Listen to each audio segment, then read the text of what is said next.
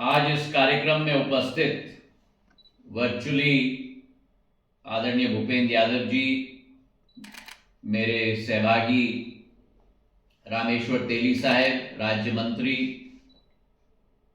ग्वालियर में उपस्थित मध्य प्रदेश विधानसभा के हमारे अध्यक्ष आदरणीय नरेंद्र सिंह तोमर जी, हमारे ग्वालियर के सांसद विवेक शेजवलकर साहब, वर्चुअली जुड़े हुए हमारे ऊर्जा मंत्री मध्य प्रदेश शासन प्रद्युम्न सिंह तोमर जी, मंच पर आसीन हमारे समस्त श्रम विभाग के अधिकारीगण, वर्चुअली जुड़ी हुई हमारी सचिव, श्रम सचिव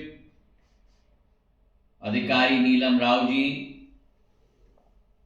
हमारे कार्यक्रम में जुड़े हुए अभय चौधरी जी, रतिराम यादव जी, हमारे रामविलास गोस्वामी जी, चतुर्वेदी जी, समस्त महानुभाव जो ग्वालियर में इस कार्यक्रम में उपस्थित हैं, और मेरे भाई और बहनों,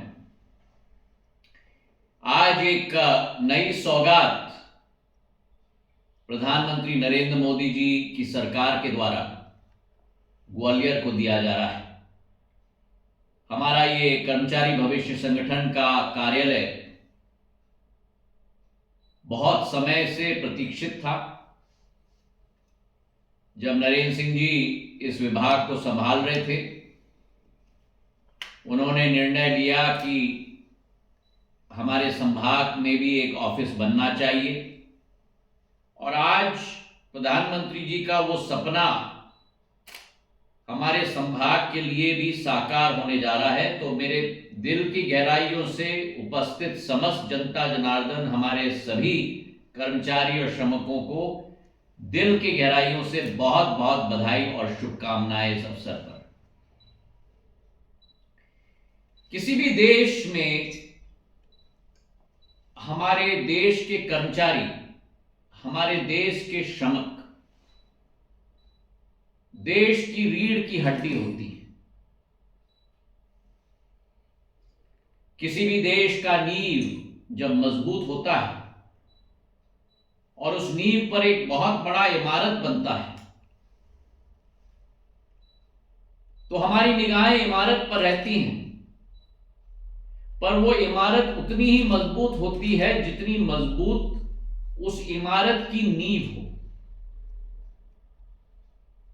और आज किसी भी देश के परिप्रेक्ष्य में देखा जाए विश्व स्तर पर, तो उस देश की मजबूती, उस देश की सुदृढ़ता, उस देश के कर्मचारी और श्रमिकों की मेहनत और मशक्कत के आधार पर ही उस देश का भविष्य बनता है।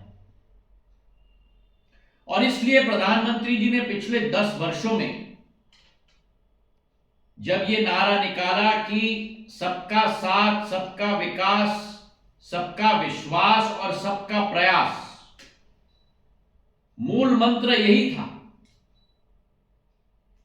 कि हम सबको अपना पूर्ण मेहनत और मशक्कत मां भारती को विश्व पटल पर उजागर करने के लिए पूर्ण रूप से लगन के साथ कार्य करना होगा। और आज केवल ग्वालियर के मेरे कर्मचारी और श्रमिकों को नहीं, लेकिन देश भर के कर्मचारी और श्रमिकों को मैं प्रणाम करता हूं झुककर, क्योंकि आपकी मेहनत और मशक्कत के आधार पे ही, प्रधानमंत्री जी के नेतृत्व के आधार पे ही आज भारत मां विश्व पटल पर 10वें नंबर से आर्थिक शक्ति से आज 5वें नंबर की आर्थिक शक्ति पर पहुंच चुकी है, और आने वाले 4 सालों के अंदर पूरे विश्व में तीसरी बड़ी आर्थिक शक्ति बनने जा रही है। आज ये ऑफिस ईपीएफओ का जो ग्वालियर में स्थापित हुआ है, प्रधानमंत्री जी ने हमें प्रेरित किया है, वर्चुअली जुड़े हुए लोगों को प्रेरित किया है, मंचासीन जुड़े हुए लोगों को प्रेरित किया है, दर्शक गृह में बैठे हुए लोगों को प्रेरित किया है कि हमारी वर्किंग स्टाइल देश में बदलनी होगी। परफॉर्म और रिफॉर्म की वर्किंग स्टाइल होनी चाहिए। वर्किंग स्टाइल होनी चाहिए जहां देश के एक एक नागरिक को सबसे बेहतरीन सर्विस लेवल हम लोग अपने लगन और मेहनत से हम लोग दे पाए। और आज देश में परिवर्तन आया है मेरे भाइयों में। सरकार के कामकाज करने के प्रक्रिया में परिवर्तन आया है। जन जन के कामकाज करने की प्रक्रिया में परिवर्तन आई है। आज देश में एक नई कार्य पद्धति प्रधानमंत्री जी के प्रेरणा से उत्पन्न हो पाई है। और वो पद्धति का चरित्र अगर हम संक्षिप्त में बताएं तो वो पद्धति का चरित्र है पारदर्शिता नंबर 1, दक्षता नंबर 2 और जवाबदेही नंबर 3। जिस सरकार के द्वार पर जनता को जाना पड़ता था पुराने सरकारों के समय में, आज वो सरकार का एक एक कर्मचारी जनता के द्वार पर पहुंच रहा है सेवा पूर्ण रूप से देने के लिए। ये एक मूल परिवर्तन आई, अमूलचूल परिवर्तन आई। और इसी परिवर्तन के साथ आप आगे बढ़ रहे हैं, हमारा ग्वालियर आगे बढ़ रहा है, हमारा संभाग आगे बढ़ रहा है, हमारा मध्य प्रदेश आगे बढ़ रहा है और हमारा देश आगे बढ़ रहा है। तो आप सबको दोबारा से मैं धन्यवाद अर्पित करना चाहता हूं और शुभकामनाएं देना चाहता हूं। ईपीएफओ जो संस्था है, अभी हमारी सचिव बोल रही थी, मेरे सहभागी रामेश्वर तेली जी संसद में हमारे राज्य मंत्री बोल रहे थे, पिछले 10 सालों में कितना परिवर्तन आया है। जिस विभाग की दक्षता पे प्रश्न चिन्ह लगता था, आज वो विभाग निधि आपके निकट 2.0 के द्वारा एक एक व्यक्ति के घर पे पहुंच रहा है, एक एक श्रमिक के घर पे पहुंच रहा है। उसी के साथ जम्मू और कश्मीर और लद्दाख तक, जो हमारी सचिव महोदय कह रही थी, आज कर्मचारी भविष्य संगठन पहुंच चुका है। 65 वर्षों में किसी भी सरकार ने नहीं किया जो मोदी सरकार ने करके दिखा दिया। कश्मीर और जम्मू और लद्दाख तक ईपीएफओ का संगठन को पहुंचा के रख दिया। और उसी के साथ साथ ये यूनिवर्सल अकाउंट नंबर, जिसका संदर्भ नरेंद्र सिंह जी ने भी अपने भाषण में अभी दिया।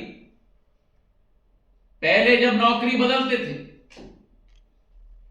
न जाने कहां वो ईपीएफओ की हमारी राशि रह जाती थी। अब यूएएन आ गया है, जैसे आधार कार्ड नंबर आ गया है वैसे यूएएन आ गया। तो आप जितने भी नौकरी बदल लो, आपका यूएएन अकाउंट एक ही होगा और तमाम आपकी जिंदगी की नौकरियों की राशि उसी एक अकाउंट में जाएगी, जहां एक क्लिक, एक बटन दबाओगे तो आपके पूरे प्रोविडेंट फंड और ईपीएफओ का पूर्ण बैलेंस आपको एक क्लिक के अंदर ही मिल जाएगा। यह सूचना प्रौद्योगिकी की क्रांति के आधार पर संभव हो पाया है।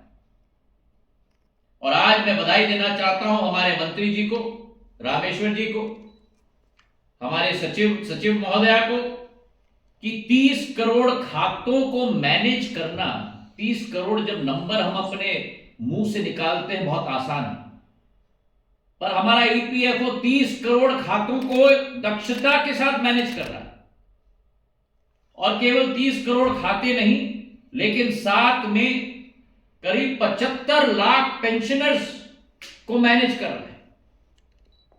और पुराने जमाने में तो कहा जाता था कि 100 रुपया केंद्र से भेजा जाता है, 15 रुपया पहुंचता है।